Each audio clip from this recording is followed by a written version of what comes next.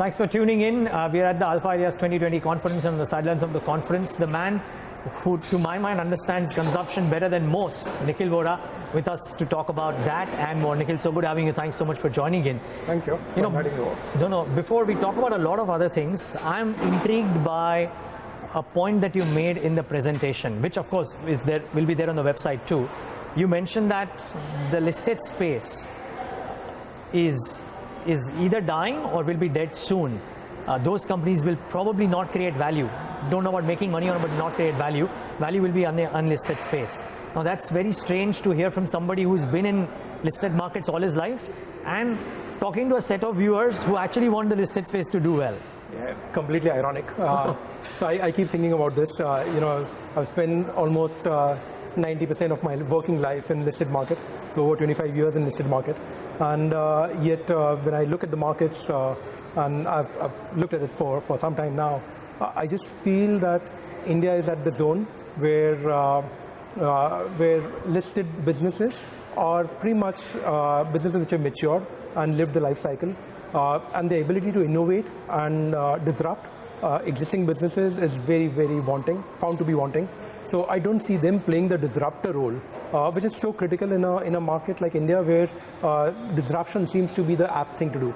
So, and I keep reflecting this. If I look at Fortune 500, and I've talked about this often, I see 90% of them die or become irrelevant over a period of time. I see listed market in India pretty much symbolic of the Fortune 500 companies. They die or they become irrelevant over decadal cycles. So the market behavior that one has seen over the last 3-4 years, it frankly, while it pains all of us, I'm sure, to all our investors also, but it doesn't really surprise me so much. I think this is something which was just about waiting to happen. It's happened faster than what possibly one would envisage, but I don't see that changing drastically. And I'm not saying as market momentum and stuff, but I think businesses slowly will erode unless they change and disrupt. And I don't see the ability to disrupt existing leadership to be of a very high order, or it's in a very, very few spaces. And I see that happening at a galloping space in private companies, private entrepreneurs, first generation entrepreneurs who are really taking this opportunity to disrupt market leaders. So that's the reason why Sixth Sense was formed, that we thought we will invest in disruptors in consumer space. And so, what I've said in the Alpha 20 ideas is pretty much what I believe in, that I think existing players, existing listed companies, even if they are leaders, their ability to maintain leadership and sustain value of that leadership is going to be extremely challenging. You will have exceptions, but like I always believe, exceptions don't make the rule. Yeah, but why, just wondering, because I'm intrigued by this, why is that? I mean, it may well be that the current set of examples that you're seeing around in the listed space are not doing that, because being listed is not a prerequisite to not being disruptive, right? Yep. So at some point of time over the next 2, 3, 4 years, even large listed companies, which would have large profit pools as of now because it's banking on an existing set of businesses, could probably throw out a niche or two which could be disruptive and change the model? Yeah, I agree. So like I said, exceptions will be there. But when I look at broader businesses in our country right now, look at banking. Yeah, you have a dominant leader in, let's say, a State Bank of India or a HDFC Bank and so on. But the disruption in financial services is not being led by an SBI and an HDFC, right? It's being led by players outside that context. It's being led by, let's say, a new age consumer finance company like a Bajaj, which has evolved in the last 7-8 years, or a Paytm in some form, and a lot of other fintech companies as we look at it. So disruption in financial services, which should have ideally been led by existing leaders, it's not being done by them. Disruption in consumer businesses, which is very close to my heart, is not being led by the levers of the world or ITCs of the world and the Colgates of the world. It's being led by new age businesses who are doing it in niche, in spaces which they are very comfortable doing. But the more they get comfortable in a particular niche, the ability to scale becomes more apparent. So a lever is not disrupting space, or a ITC is not doing it. You see newer players. So Aviva is doing it in some form. You start to see it in Bira, for instance. And I'm being biased because we own stakes in these companies. Bira is doing it in alcoholic liquor space. Yes. And so Parag is doing it in milk and so on. These are all relatively new age businesses which have evolved. And you'll see many develop. my fear, and this is true in a lot of work. Look at print, which is very close to you guys, right? Print and media.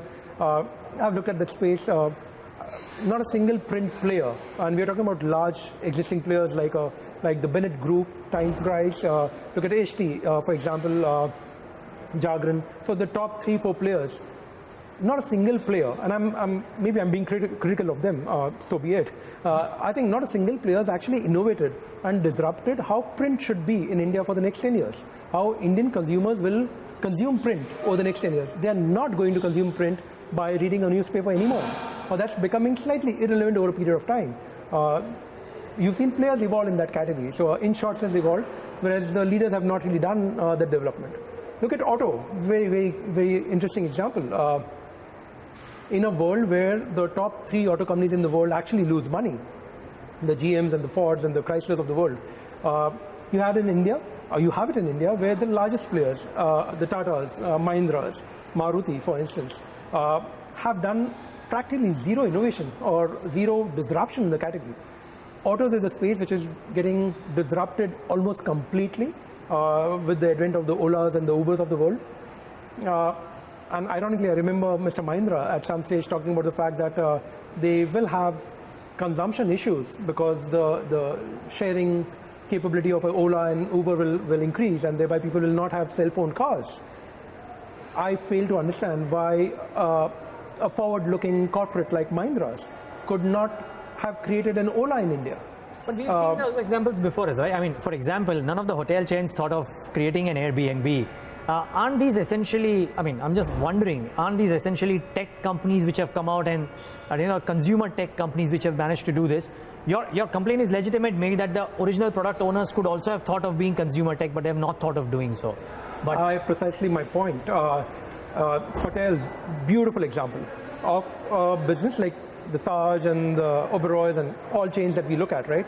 They've been static players. They've been brilliant at the product. So nothing taking away from all the guys who've done it, whatever they've done. But the fact is they've been ineffective for the consumer 10 years forward. What have they done to ensure that the customer base that they've established in a Taj or Oberoi's moves along with them? They can move along with them only when Taj sets up another Taj, right?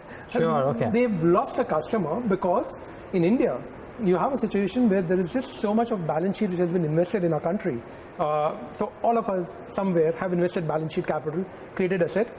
No one was setting the P&L of that balance sheet, right?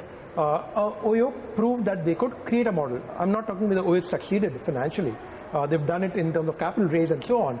But I think they've shown the way of what one could do with balance sheet capital invested in our country. I fail to understand why a Taj or, look closer again to one of our portfolio companies, Saffron Stays.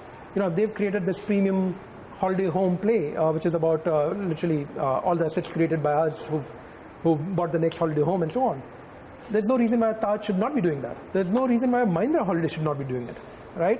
They have members, they have demand. They fail to create supply, which is the worst thing that can happen in a business. Businesses struggle when they don't have demand. Here, ironically, we have all leaders who are struggling because they could not cope with the relevant supply that the consumer was wanting. They have demand. A banking channel has demand. That's why you're talking about unbanked bank and microfinance and tertiary banking and so on. Automobiles have it. Ola and Uber are proving that. They've not gone to where the consumer is going. Even if it means pure tech or significantly tech enabled, there's no reason why leaders could not do that. And you had startups doing that role. So I think the failure in India as of now is about leaders' inability to take the risk of disrupting their own existing businesses and the fear of disrupting their own business and thereby losing what they are at today to the obvious risk of actually losing the entire business tomorrow. I think that is very, very ominous to them. And I frankly hope, but I have not too much of belief. While I hope of that, I don't have too much of belief that leaders have the ability to change. It's very, very tough. It requires someone to take that ownership. Professionals very rarely will take that ownership. It has to be the entrepreneur, the promoter who has to take that call. And I hope some of them do. Okay. So let's drive the conversation closer to where your heart is, and which is consumption. Now, two things. When I look at the set of portfolio companies that you've invested in, they are if anything but traditional. They are not traditional at all, right? And when I look at the listed space, arguably with the fall in the valuations of some of the financials as well, the only pocket, save for IT, which has been meandering at the same levels, the only pocket where valuations have still held out despite trends starting to come off is consumers. Now, two things: how do you see this dichotomy or this things shape up in light of the fact that you probably don't even believe that the existing consumer plays in India will probably have the same success in creating value as the new age businesses would have, which are the kind of businesses that you are investing in? Yeah. At 6 cents. Yeah, so, you know, my sense of this is that when one says that values have got disrupted, India has never, very rarely, let me say that, has been a value market. India has been a growth market, right? Okay. So I think all of us somewhere get trapped into believing that value is what we want to protect and we are good at capturing the value. I think our failure is when we don't capture growth along with that value. And to me, Indian market is symbolic of that in some form, that we think that because markets have collapsed, the values are becoming very enticing. I think that's not really the case, right? It's about saying whether the values are falling, whether the growth are still sustaining. We don't have that happening right now. So if I look at consumers, or frankly any business for that matter, but consumers because we do that at 6 cents, is that, you know, in the market, in listed market also, while everything around us has possibly collapsed by at least 50%, if not more, over the last 3 years, we've invested in 2 listed companies in the same period. We've made 7 times and 10 times the money in 2 listed companies in the same period that one's looking at. I'm not saying we did something earth-shattering about it, but the fact is that there are pockets of businesses and sponsors which we think are doing or playing the disruption which the leaders are not able to do, and they can't participate in that disruption. So for instance, we invested in contracting. That was our big theme about why consumer contracting will become very large. We believe that the leaders will find it a struggle to grow beyond where they are. They'll not grow meaningfully. If they don't grow meaningfully, then they have to let go of what is tertiary to them because they need to grow and keep sustaining their brands and so on. So they'll protect the 60% ROI business, which is brands, and let go of manufacturing, which is a 16, 17% ROI business. That's the great opportunity that we thought will happen. And we've seen that we invested in a company called Hindustan Foods, which has now become possibly the largest consumer contracting company in India in 3 years. We invested in JHS. We've sold that at 7 times, but we invested in JHS, which is the largest oral care manufacturing company in India. They control 15% of oral care. So I think it was about opportunity in businesses, whereas the larger players in the businesses, we believe will get disrupted or are not changing too much for their own good. We thought there's still opportunity. So I think that is what investors, all of us, need to really look at, which is while there can be mayhem in listed space, or there has been mayhem in listed space, yes. but there is opportunity which is getting created because of mayhem. And at every point in time, right, someone's loss is someone's gain. I think we need to somewhere, as investors, because it's all our capital or our investors' capital, and we need to be fiduciarily protecting that as much as possible, yes, or do it with the best intent possible. I think there's an opportunity in crisis. There is crisis in listed market, but there is opportunity in listed, maybe rare, maybe few, but there's significant opportunity in guys who are disrupting the listed guys, which is in private. Which is what you guys are doing at 6 cents. You're trying to get that, buy those disruptors, and not necessarily follow the listed bucket. Yeah. Okay. One thought though, and last couple of questions, Nikhil. One thought is, one question that I have for you is, what do you think is happening to the Indian consumption space? Is consumption, or is the Indian consumer consuming less right now? Or is it that because we look at the listed markets and look at the volume growth numbers, and those are not shaping up as we thought, that we believe that that is happening, whereas that value is being captured by some of the others? Is that what is happening? What do you think is happening? I think very, very interesting. You know, I've done consumers all my life. All of us believe that, so I'm not debating, but I would challenge the point, which is that, you know, all the large consumer companies in India, and all of us look at that as a data point, think that their growth has slowed down from, let's say, around 8-9% volume growth to maybe 4-5%, and thereby they are degrowing. But what are we looking at growth? We are looking at growth of soaps and dips. We are looking at growth of beverages. We are looking at growth in oral care. We are looking at growth in categories, detergent powders, cigarettes, et cetera, and stuff like that, right? That is not where growth is happening. those are markets, those are categories which have saturated themselves. So incremental growth is always going to be slightly price-driven rather than volume-driven. In those categories? In those categories, which are the leadership categories of listed companies. Sure. But the fact is that the consumer is changing. The consumer is now consuming products in a very different fashion to what they've done historic. So if growth is happening in, let's say, categories like dips and sauces, yeah, is Lever present in dips and sauces? Is Knorr a brand in dips and sauces? It's not. Is Kisan a brand in dips and sauces? It's not. But the category is growing because Indian consumers' taste buds have changed. Because of the Pizza Hut and the McDonald's and the Subways of the world, we all know what a mint mayo is and what a Southwest tastes like. Ideally, Lever should be capturing that space. They have not. It's taken a Biba to take that role of leadership in a space. Maybe Levers will wake up, they will get into that space at some stage, but they've lost that race somewhere. And that happens in every category that one looks at. Look at Bira, closer home, right? We all think that beer has only 2 price points, strong beer, mild beer. Literally, there's nothing else. It's not like alcoholic space where there are multiple price points, multiple categories. But Bira has disrupted a category which is almost owned entirely by United Breweries. I'm not saying they've they've yet cracked it completely, but we think they're on the way to crack it. They cracked the brand, they cracked the product proposition of saying that I am new age. I am funky, I'm something which is there for the next consumer. It's not for the consumer of today. So if I drink Kingfisher, if I did, my kids are not going to drink Kingfisher. Yeah, not because Kingfisher as a brand is a poor brand or the product is poor. It's just that they will not want to be associated with a legacy brand. So is the case with a Titan, for example, right? Titan, thankfully, is evolving as a company, but as a brand, I would think Titan as a brand in watches will, over a period of time, struggle. I can't see how legacy brands will continue to effectively use the legacy for the good of growing the brand franchise that they own today.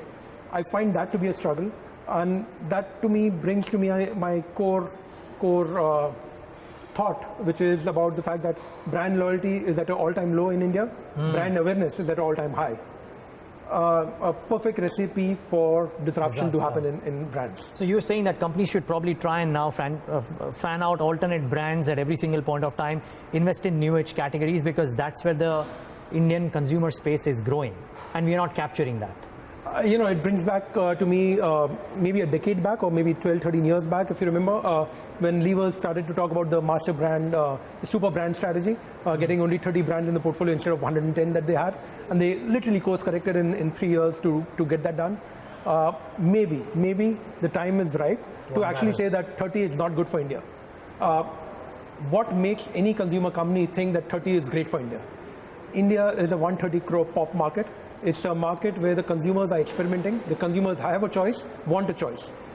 Disruption is happening in distribution, so it's no longer the funnel which is becoming critical. So it's no longer the Levers stranglehold. And I'm giving Levers as an example, sure, not really the only one. Yeah. So Lever, ITC, or Colgate, I think they control distribution, and thereby they thought that the product that they put through the distribution funnel was what the consumers wanted.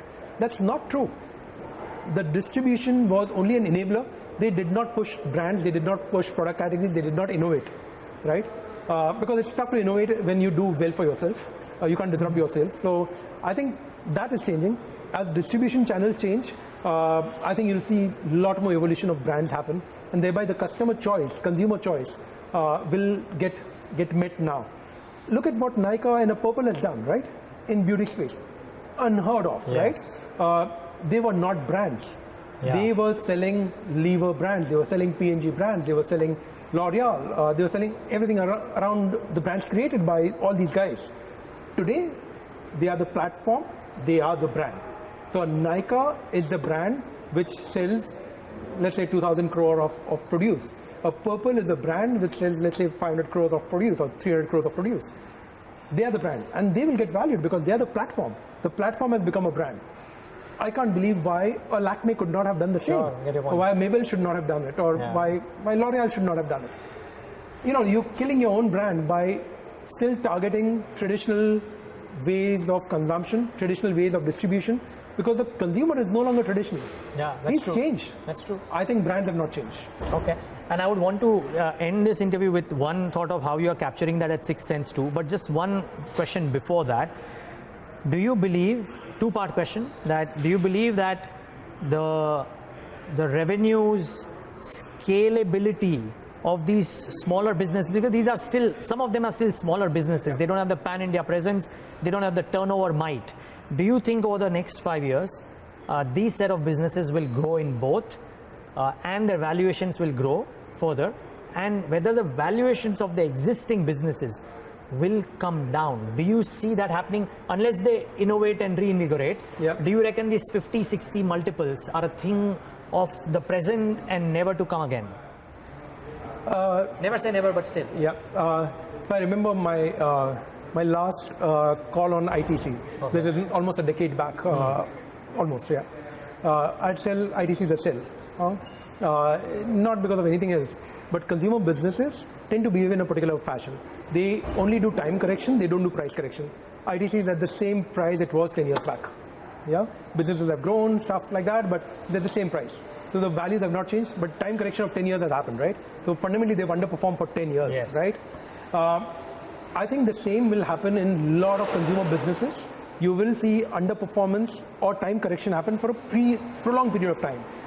It does not crack as much as a lot of other businesses do, because these businesses don't require capital. So, it's almost like a seller's market in some form.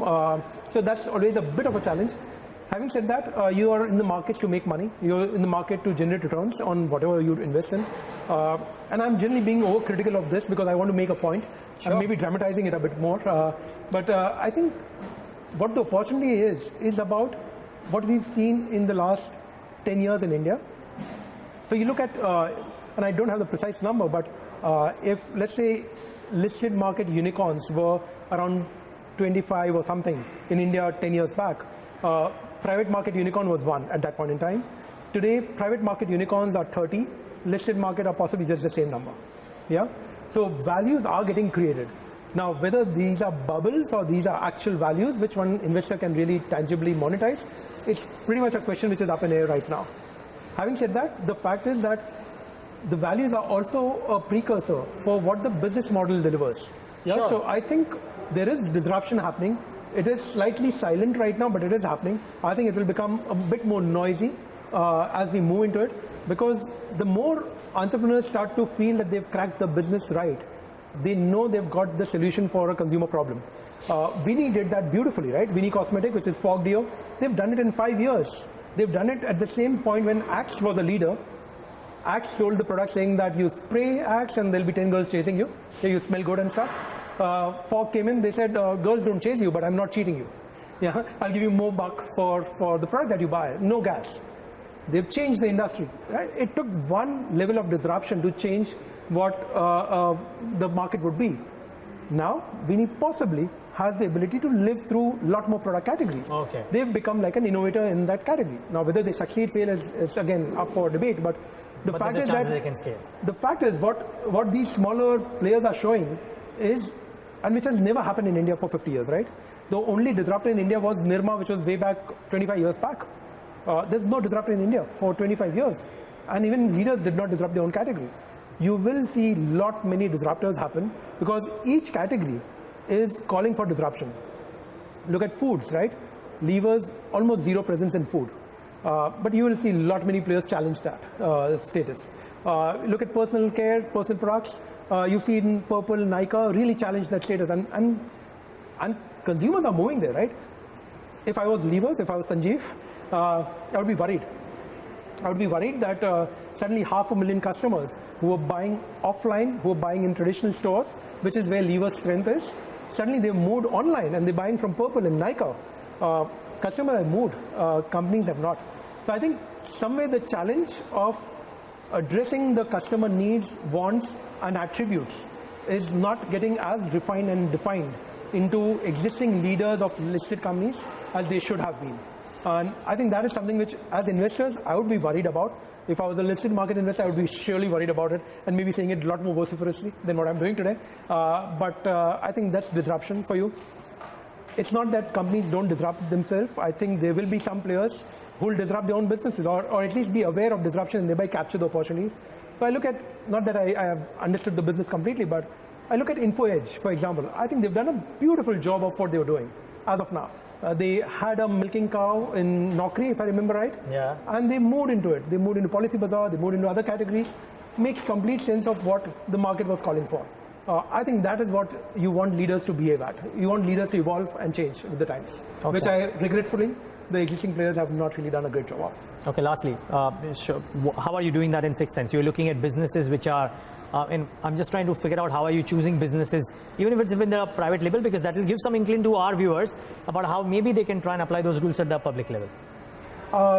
So what we are doing is pretty much what I talked about, that we are looking at disruptors in some form, and we're not really looking at people who are trying to create an innovative product in India and thereby change the way India consumes. We're not looking at that, right? We're looking at the fact that India is a great market. India is a 2% market, right? And that is very, very strong in our mind, that India is a 2% market. 2% of consumer behavior needs to change to a different mode of consumption, and that will create one of the largest markets in India. You know, if 2% of large consumer companies start to think that contracting is the way to go, that will create a huge opportunity for contracting companies. If 2% of the market starts to think that drinking a new age beer is a great product to go with, we'll create the largest beer brand in India with Bira.